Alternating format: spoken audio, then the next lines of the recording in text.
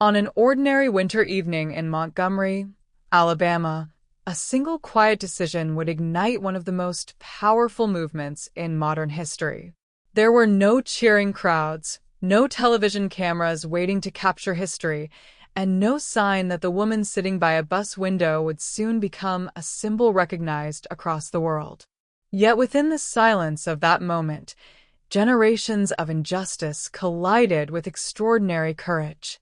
Rosa Parks did not raise her voice, nor did she seek fame or confrontation. Instead, she demonstrated that history can change when one person refuses to surrender their dignity. Her act of quiet resistance challenged a system that had controlled millions of lives for decades and inspired ordinary people to believe that peaceful courage could become a force stronger than fear itself. To understand why that single bus ride mattered, we must first step into the America that Rosa Parks knew.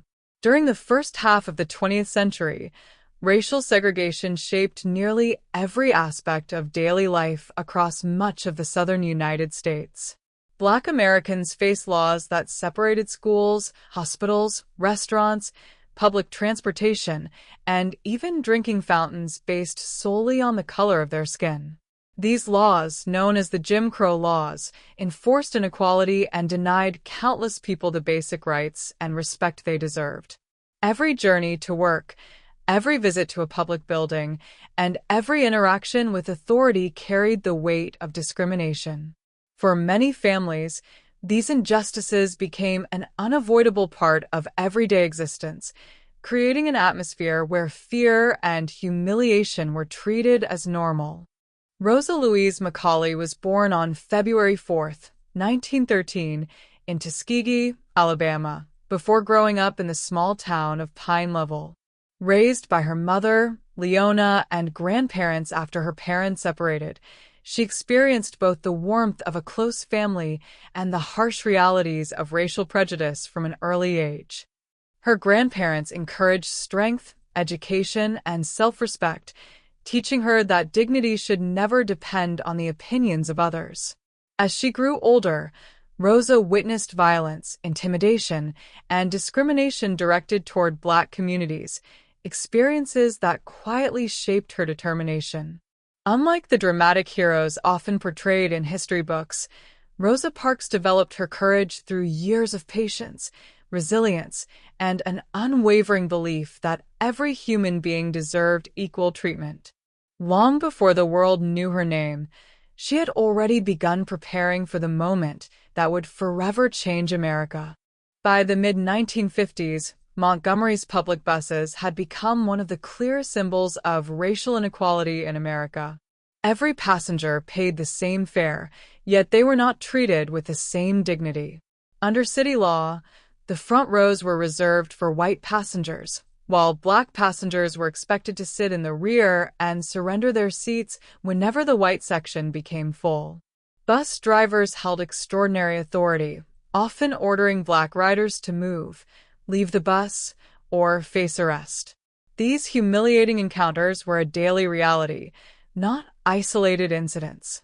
For countless African American workers, students, and families, each journey carried an invisible burden of uncertainty. The system was carefully designed to remind an entire community that equality was not recognized under the law. Yet beneath the surface, frustration was steadily growing. Churches, community organizations, and civil rights leaders were quietly discussing ways to challenge segregation through peaceful resistance. Among those deeply involved was Rosa Parks. Contrary to the common belief that her actions were spontaneous, she had spent years working for justice as a dedicated member of the National Association for the Advancement of Colored People, widely known as the NAACP. Serving as secretary of the Montgomery chapter, she documented cases of racial discrimination, supported victims seeking justice, and witnessed firsthand how deeply unfair the legal system could be. She also attended workshops on nonviolent activism and civic rights, strengthening her understanding of peaceful protest and constitutional equality. These experiences did not make her seek confrontation. Instead, They strengthened her quiet resolve and prepared her for a moment she could never have predicted. On the evening of December 1st, 1955, after finishing a long day of work as a seamstress at the Montgomery Fair department store, Rosa Parks boarded Cleveland Avenue bus 2857. She paid her fare, took her place in the first row of the section designated for Black passengers, and settled into her seat as the bus began its familiar route through the city. Nothing about that evening appeared unusual. The streets looked the same, the passengers followed their routines, and the journey began like countless others before it.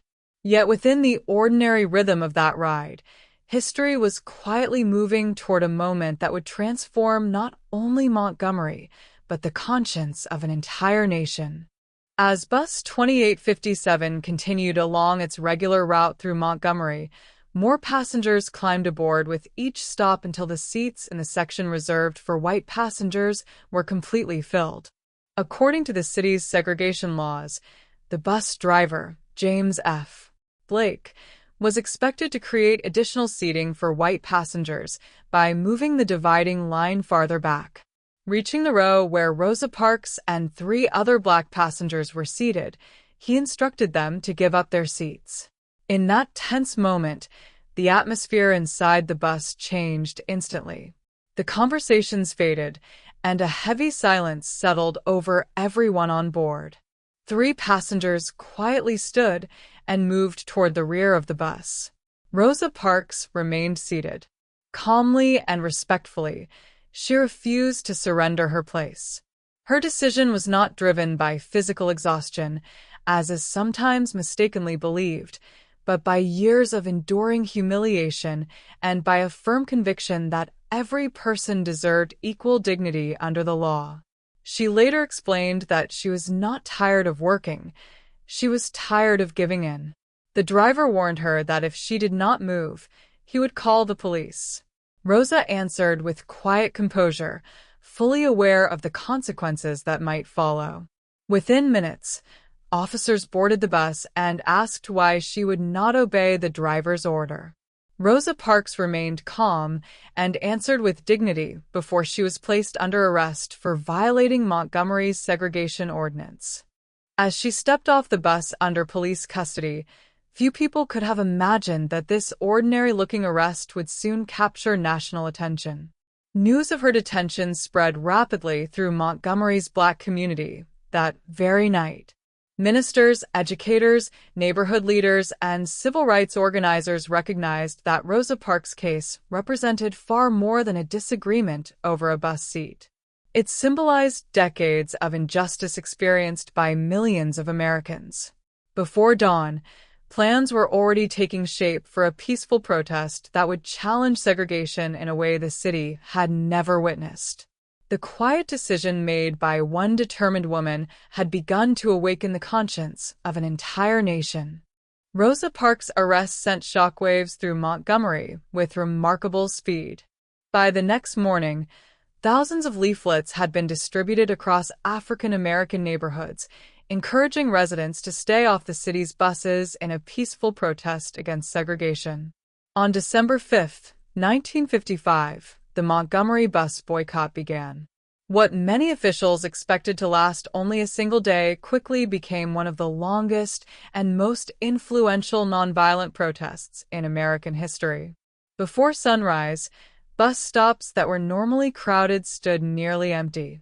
Instead of boarding buses, men and women walked miles to work, shared rides with neighbors, organized volunteer carpools, or relied on Black-owned taxi services charging the same fare as a bus ticket.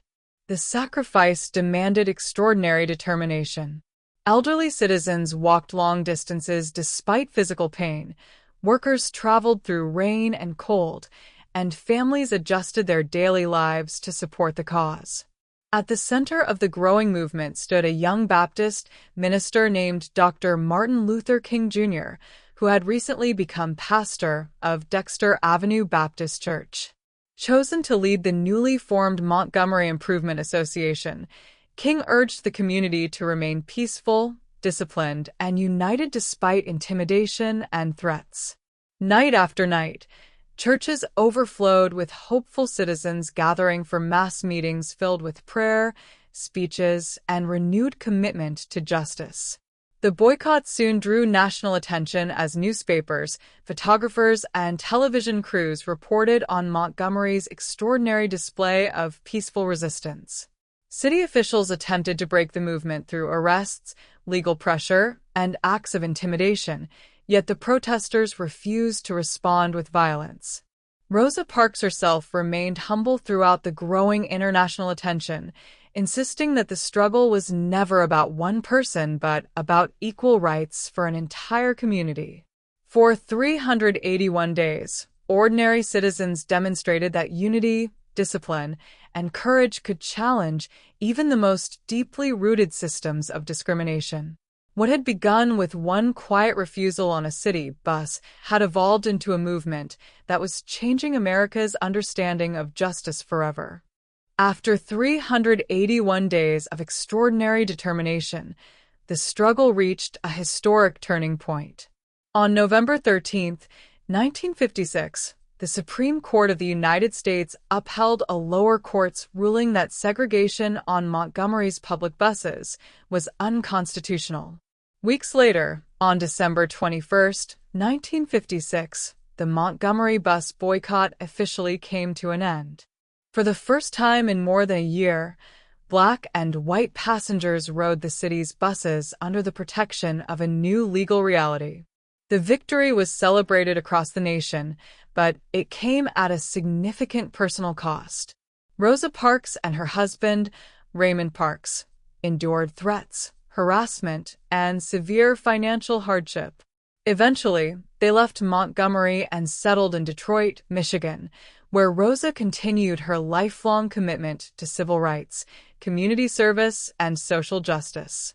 Rather than viewing her famous bus ride as the conclusion of her journey, she regarded it as only one chapter in a much larger struggle for equality and human dignity. In the decades that followed, Rosa Parks became an internationally respected symbol of peaceful resistance.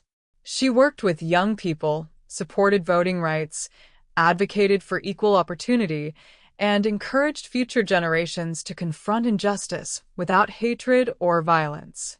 Her quiet strength earned recognition from around the world, including the Presidential Medal of Freedom in 1996 and the Congressional Gold Medal in 1999, two of the highest civilian honors in the United States. When Rosa Parks passed away on October 24, 2005, at the age of 92, millions paused to remember the woman whose simple refusal to surrender her seat had altered the course of history.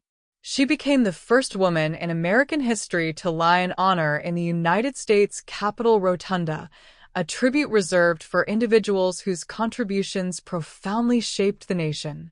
Today, her legacy lives on in classrooms, museums, memorials, and the continuing pursuit of equal rights around the world.